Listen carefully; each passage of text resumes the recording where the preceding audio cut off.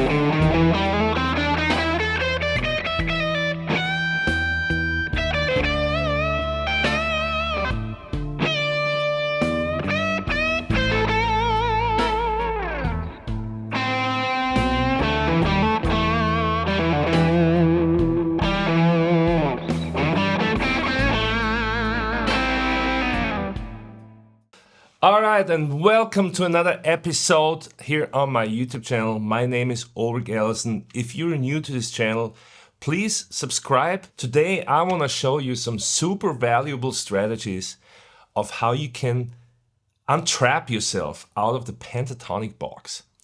If you're like most guitar players, then you started improvising on a guitar with this simple box shape.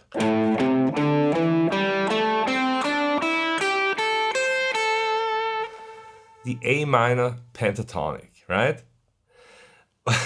Ask yourself real quick, how far have you progressed from moving away from this box shape? Maybe you've learned the other box shapes. So then we got,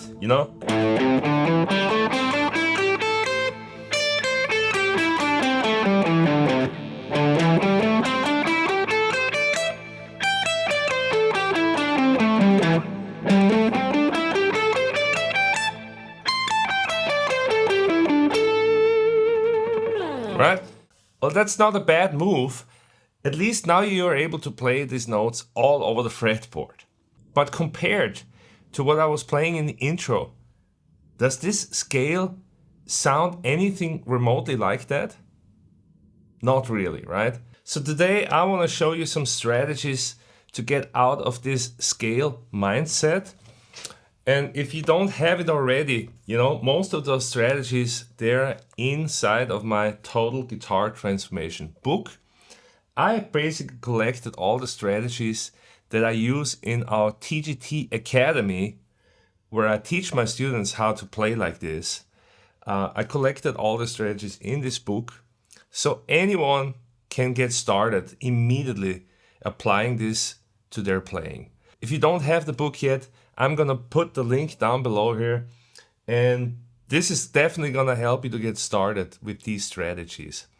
It's gonna help too if you watch the videos on my YouTube channel. There's some tabs and diagrams in the book that can help you to understand what the heck I'm talking about here. All right, let's get started though, yeah?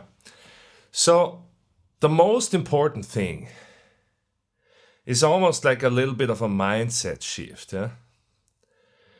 And the mindset shift is just like scales are not music. Repeat that after me. Scales are not music. Imagine a scale being like a skeleton that guides us towards using the right notes.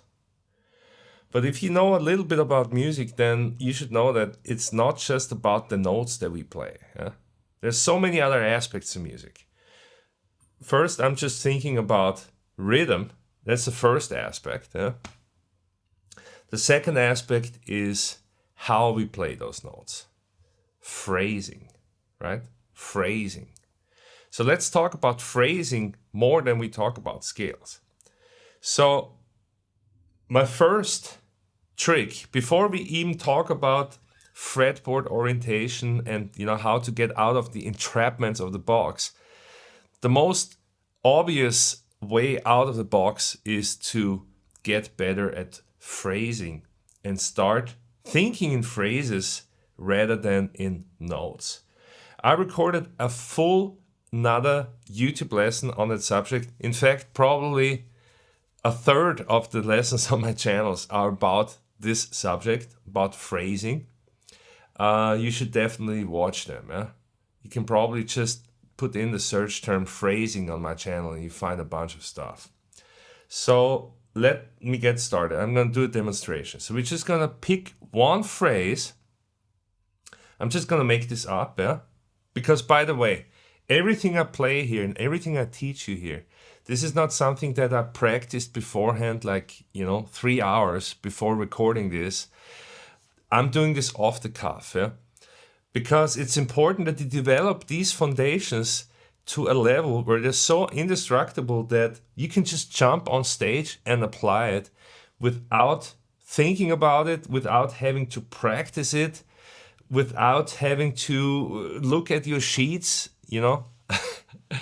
And that's exactly what I teach my students at TGT Academy, is to have them ready to go like that. I'm getting sidetracked. All right, so we're gonna pick a phrase. I'm gonna do this phrase here. So I would advise you that the first thing you should do is try to sing that phrase. Can you sing that phrase? Something like that. It was maybe not the prettiest thing, I still got my morning voice, but you can tell it. I got the rhythm, But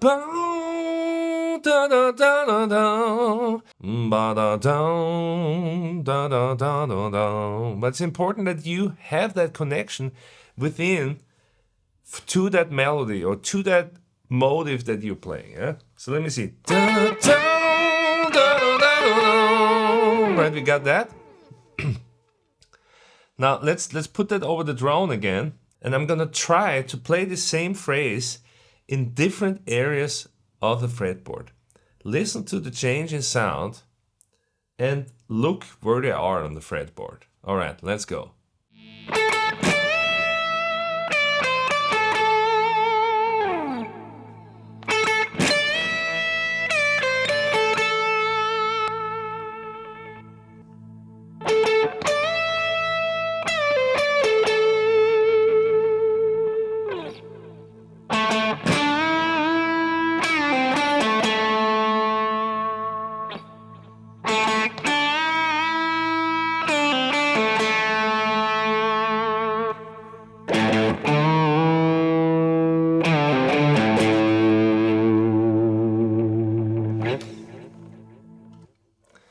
All right, now let me ask you, were you aware that I could play this phrase in so many places? And there's probably 1-2 more that I could find if I really start looking hard.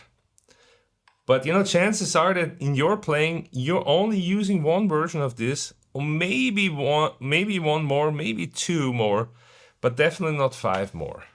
Am I right? All right, so this should be your first task, would be just to pick a few of your favorite licks or melodies. And this can be in a blues setting, this can be in a rock setting, whatever music you're improvising in.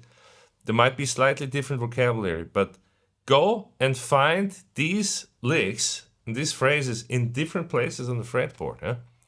Because you can already build a more compelling solo by sticking to this, keeping your phrasing very consistent, and basically showing a development of your idea. Instead of just jumping from one idea or from one scale fragment to the next, you actually taking the listener on a journey like this. Because you're playing the same motive and then you're just changing the texture of it. I guess it sounds a little bit different in every part of the fretboard, or you play it an octave lower. So there's also a register change. And then the next step could be that you apply small variations to that motive and even develop it a little bit. Let me see if I can demonstrate that to build a solo of just that one motive and see where I can go with that. Let's do it.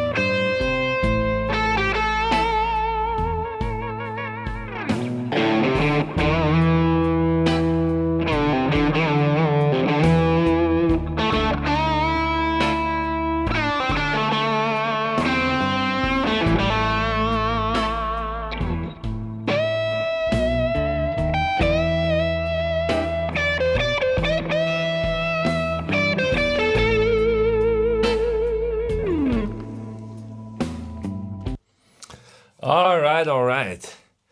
So could you tell how I took one motive and I started building a whole story with it, and it didn't really get boring, did it?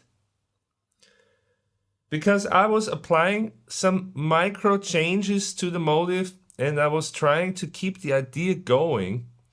It was almost like that motive idea kept me on one pathway instead of swaying all over the place, and getting distracted. I stayed on that motivic pathway, and that gave my solo a lot of consistency and cohesiveness. Now, if I was really playing with some guys and, if I wasn't trying to teach you this little concept, then of course I would have thrown in some other stuff. Yeah, I would have put in more variation probably. This was a little bit extreme, but I hope you can see the potential already of knowing the fretboard that way, that you have a phrase and you can play it in different places. Huh? So if you're not fully able to do that, then you're cutting yourself short. And that's probably one of the main reasons that you feel trapped, because you don't have no place to go. Yeah, you hear one idea and that's it. Then you need to come up with a new idea. But in this case, I can hear one idea and come up with like 100 ways to play that idea. Does that make sense? Awesome. So I'm going to show you another strategy now that you might not be thinking of. And that has to do with organizing the fretboard in slightly different ways. Yeah? Because the other thing is that, we learn in this, we practice in this box a lot. Yeah? That's what we play when we start learning the scale. And a lot of guitar players practice all these box shapes. I really don't think it's a good idea, yeah? Because it actually builds muscle memory with stuff that you don't want to play. Yeah? So it can maybe be a good technical exercise to run stuff like this.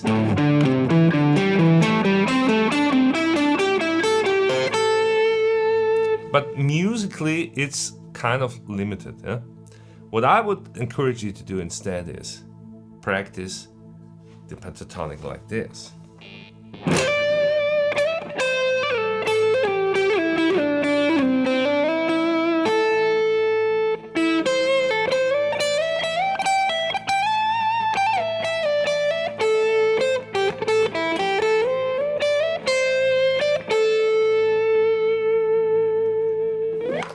All right, Ulrich, I think I'm getting what you're doing here, but do you really get the full concept? I'm not sure. So, a lot of guitar players would just look at this like, oh yeah, you're just playing it on one string. Okay, yeah. All right, but, can you really play interesting phrases on one string? That would be my next challenge to you, yeah? Can you limit yourself to play a solo on just one string and make it incredible?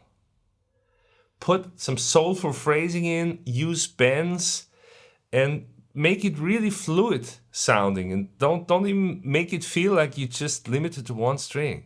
Can you do that? How good are you at it?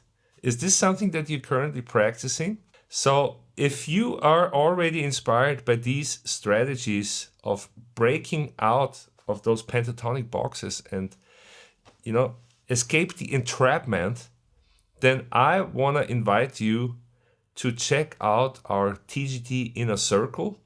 That's our community of TGT Academy, where I work with a selected number of students personally to show them these tricks and strategies. So, not only are you reading them out of a book or watching them in a YouTube video, but we're actually meeting, we're discussing these things every week. You'll get homeworks from me with little tasks to complete. I'll just tell you what to do and you record a video and then I'll give you feedback on it. And then we also work on your ear training, yeah, because that's another thing. If your ears are not educated and cannot hear stuff, then you're always going to be limited. Yeah? So we have ear training classes. We also have rhythm classes, because that's another area that can be easily neglected.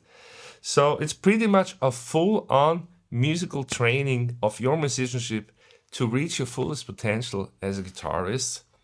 if you want to get more info on that, then fill out this application down there. It says game plan next to it. And I will send you more info on TGT. And already I will know where you are level-wise. Yeah, so it will be easier for me to send you the right stuff. Awesome. Great. Sounds like a plan. And now I'm going to demonstrate a one string solo here at the end. Definitely try that at home and let me know in the comments how it went. Keep on rocking.